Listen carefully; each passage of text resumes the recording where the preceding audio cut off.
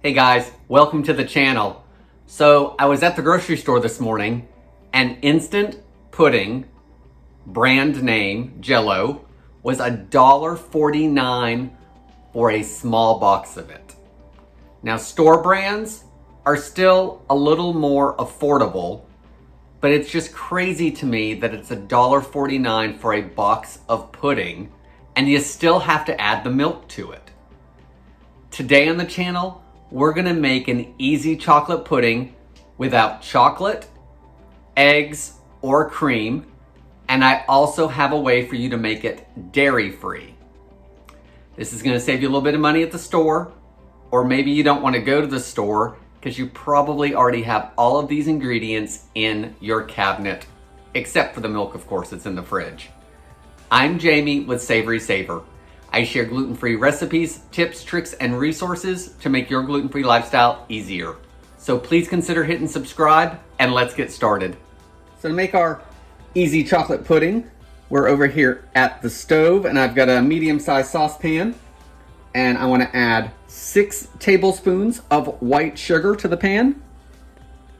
Next, I'm going to add 1/4 cup of cocoa powder because we're not using chocolate. We're going to use cocoa powder, which is typically dairy-free for those of you that can't have dairy. So you want to add that. For our thickening agent, we're going to add some cornstarch. So you want to add 2 tablespoons of that. 1 and 2. Once your dry ingredients are in the pan, we want to whisk it up to knock up any big pieces of cocoa powder that could be clumped together, as well as the cornstarch. So give it a good whisk. Now that everything's whisked together, you want to add 1.5 cups of milk. And if you're dairy-free, try using oat milk or almond milk or coconut milk because the cornstarch is going to thicken it. So you should be good using all of those options. So as I add my milk, I'm going to whisk it to keep everything smooth, and I'm going to turn my stove on to medium-low. Let's see if I can do this while I'm filming.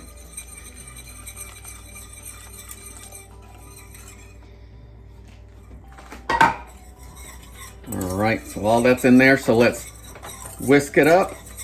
And you want to whisk constantly as it cooks.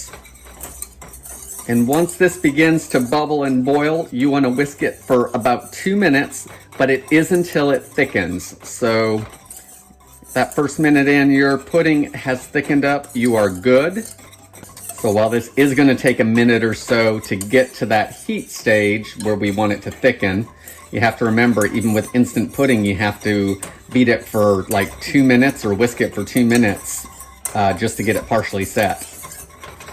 All right, it's bubbling pretty good, so let's set a timer for 2 minutes. You may not need that whole time. And you really want to make sure you're whisking because we don't want anything to scorch or stick on the bottom any more than it's going to. So this has been about a minute, and I don't feel that it's actually thickening any more than when it first started. So I'm going to turn off the heat. And we are gonna move over to the counter and get our vanilla added and get this put into cups. All right, so I've got some vanilla extract. I'm gonna add 1/2 teaspoon to it.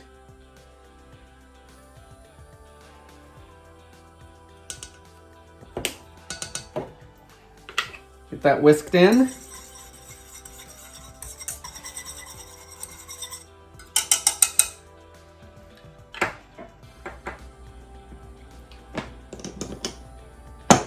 Got some pudding cups here. Probably gonna make 3 to 4. So I'm gonna fill them up.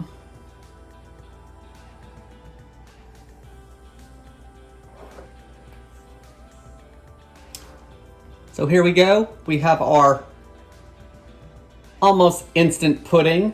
It was easy to make. It doesn't have any chocolate because we use cocoa powder. Doesn't have any eggs in it, and we didn't use cream, we just used milk. So it is pretty loose. At this point, you want to cover them and chill them. And If it were me, which I am gonna do this, I'm gonna put a little bit of plastic wrap on each of them because I'm not a fan of pudding skin. So I'm gonna do that to each of them, get them in the fridge, get them cooled down, and then they're ready to go. Guys, that's how easy it is to make a simple chocolate pudding. Didn't have to go to the store and get it. It probably cost, I don't know, around $1 or so in ingredients probably. So it's not a whole lot cheaper than that instant pudding, but you know what's in it. There's nothing else extra. You can make it dairy-free if you need to. You can adjust the sugar if you don't like it as sweet as this ends up being, or, you know, you can bump up the sugar a little bit. Guys, I hope you liked the video. If you did, please give me a like or leave me any comments below. Thank you for watching, and I hope to see you on the next video.